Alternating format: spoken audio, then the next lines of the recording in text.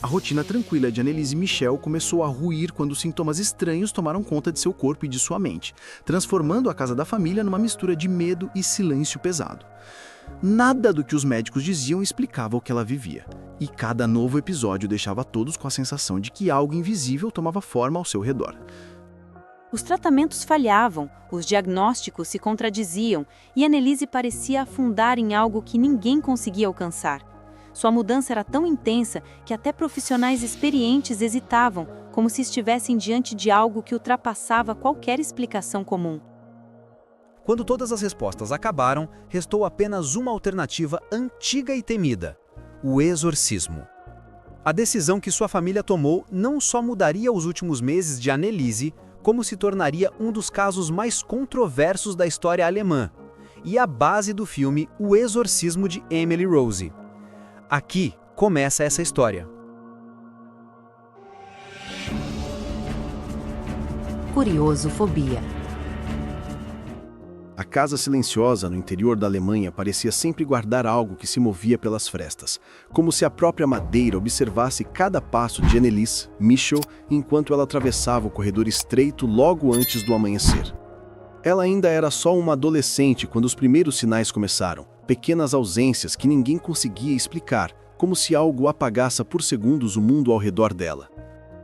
No início, a família acreditou que fossem apenas episódios de cansaço, típicos da idade, mas o modo como ela descrevia essas sensações criava um desconforto que ninguém sabia nomear. Era como se ela sentisse um peso invisível sobre o corpo, uma presença que não se via, mas que parecia aproximar-se sempre um pouco mais, noite após noite. Ela tentava explicar o que acontecia, mas as palavras escapavam da boca dela, tremendo, como se tivesse medo de ouvir a própria voz. Era uma mistura estranha de vergonha e pânico, algo que ela não conseguia controlar. Aos poucos, os sintomas se intensificaram e o que antes parecia apenas uma crise nervosa passou a carregar um tom sombrio.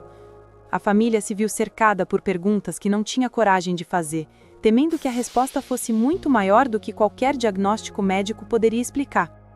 Quando finalmente buscou ajuda profissional, o diagnóstico sugerido esbarrou numa fronteira delicada: epilepsia do lobo temporal. E embora fizesse sentido para a ciência, o impacto emocional imediato na jovem era inegável. Ela começou a ter visões perturbadoras durante os episódios, imagens distorcidas que pareciam rasgar o limite entre realidade e imaginação.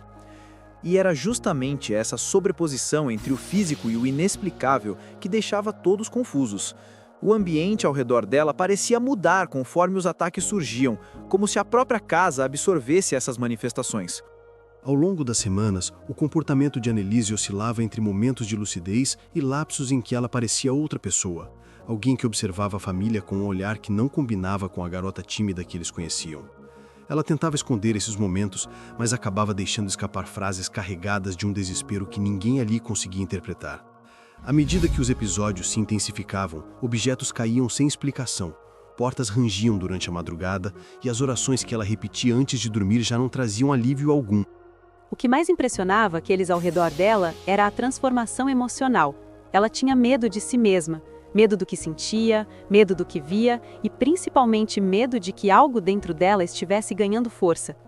Essa sensação constante de invasão fazia com que ela se isolasse, desligando-se aos poucos das pessoas com quem tinha laços mais profundos. Era como se ela acreditasse que, ao se afastar, estaria protegendo os outros de algo que ninguém mais conseguia enxergar. A família, presa entre explicações científicas e sinais que pareciam ultrapassar qualquer lógica conhecida, se viu obrigada a buscar ajuda em outra direção.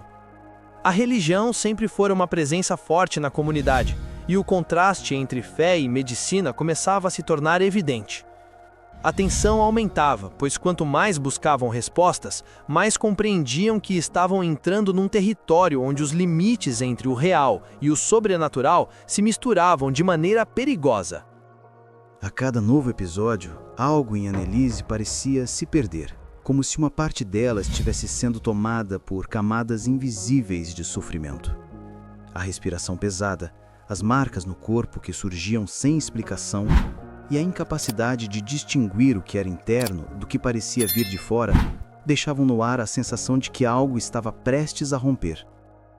E quando ela finalmente expressou com a voz fraca e trêmula que não se sentia mais sozinha dentro da própria mente, a família compreendeu que aquilo não era apenas o início de uma doença, era o início de um caminho sombrio que os levaria a decisões que mudariam para sempre a vida de todos naquela casa.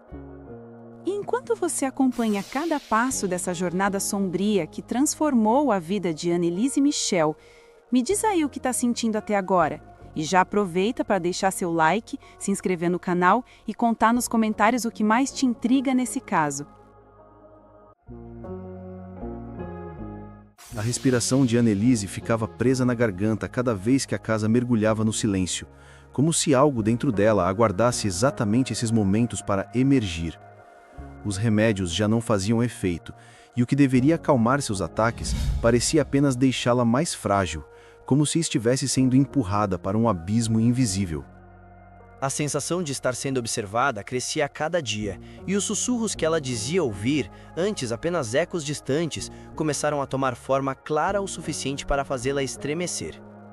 Era como se, pouco a pouco, algo estivesse reclamando espaço dentro dela, sufocando qualquer explicação racional. Os médicos insistiam que tudo fazia parte do quadro neurológico, mas a forma como ela reagia começou a assustar até aqueles que tentavam se manter céticos. Ela dizia sentir presenças, descrevia rostos que nunca tinha visto e repetia frases que não pareciam vir de sua própria consciência. A mudança em seu comportamento era abrupta, quase violenta. Às vezes ela segurava os braços com tanta força que deixava marcas profundas na própria pele, como se tentasse impedir algo de escapar. O ambiente ao redor dela também começou a mudar. A casa, antes tranquila, ganhou um clima pesado, quase sufocante. Parentes relatavam que era impossível ficar muito tempo perto de Annelise sem sentir uma estranha pressão sobre o peito. E mesmo os mais céticos começaram a notar detalhes que fugiam da normalidade. A voz dela, às vezes, parecia mais grave, mais áspera, como se duas pessoas falassem ao mesmo tempo. Outras vezes, ela ficava horas encarando o mesmo ponto, sem piscar, completamente imóvel. Quando a família procurou a igreja, a decisão já não era movida por fé, mas por desespero. Eles carregavam a sensação de que a ciência tinha chegado ao limite e que algo além do que poderiam compreender se instalara dentro da jovem. O primeiro encontro com o clero foi marcado por silêncio desconfortável e olhares trocados rapidamente, como se ninguém quisesse ser o primeiro a admitir que havia algo sério demais em jogo. Mesmo assim, quando Annelise começou a falar línguas que nunca tinha estudado, a dúvida virou certeza para muitos que testemunharam. Ela não gritava mais de dor, mas de algo que parecia ódio puro, como se fosse atingida por uma força que não reconhecia. Era uma dor emocional tão intensa que superava qualquer coisa física que já tinha sentido. Às vezes, a voz dela ecoava pela casa com uma força que parecia impossível para alguém tão magra e enfraquecida. E em outras ocasiões, ela implorava para que alguém a salvasse de algo que, segundo ela, se escondia atrás de seus próprios olhos. Os padres tentavam avaliar a situação com cautela. Não se tratava apenas de superstição. Existiam protocolos, investigações, entrevistas. Mas quanto mais conversavam com ela, mais percebiam que o que acontecia ali ultrapassava qualquer caso já visto.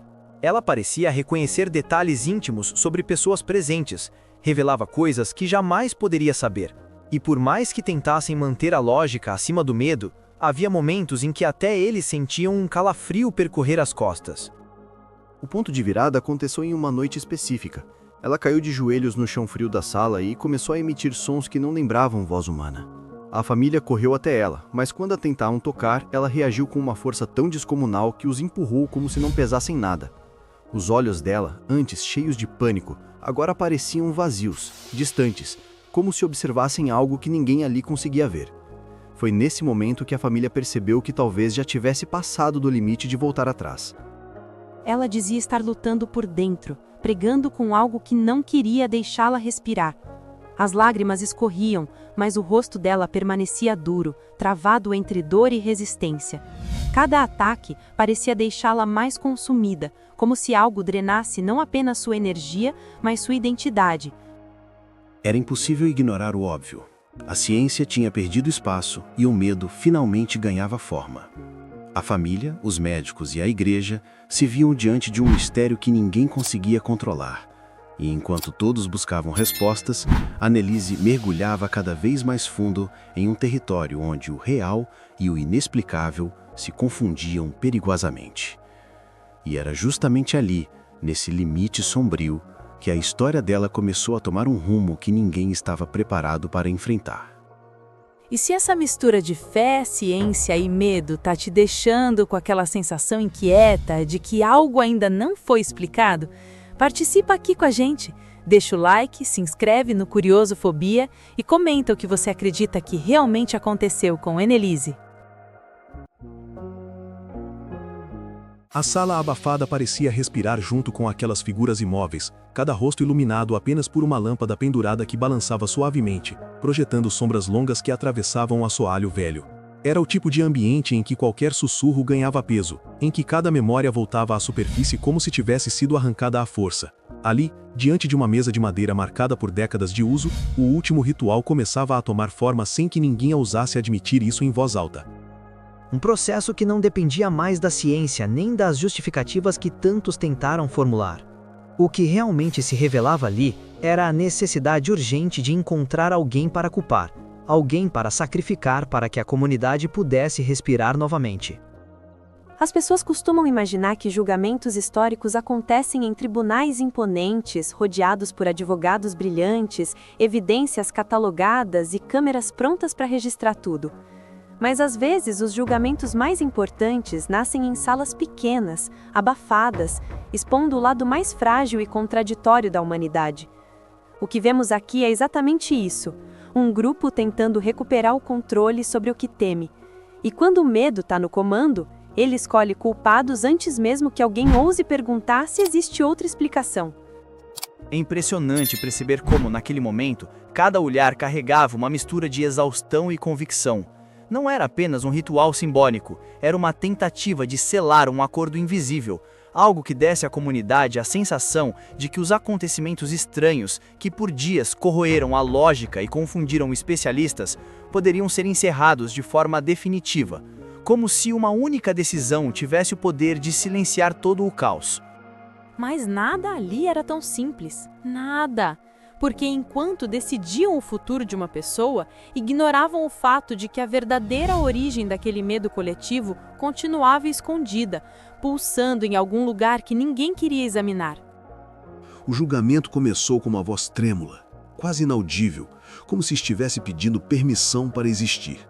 Depois veio outra, mais firme, e depois outra, até que a sala se transformou num coro de acusações, lembranças distorcidas e suspeitas repetidas tantas vezes que já pareciam verdades incontestáveis.